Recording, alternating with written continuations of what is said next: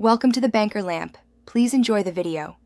You start by verifying Android version and whether a manufacturer skin changes settings layout.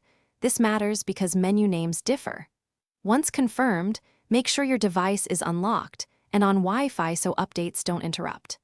Now open settings and navigate to network and internet or apps, depending on your ROM. You'll look for data usage or app info next. This first step locates where background data toggles live so you can change them precisely. Once in the app settings page, tap mobile data and Wi-Fi or data usage to reveal per app controls. You want to disable background data so the app stops using data when not in foreground. That prevents battery drain and unexpected traffic.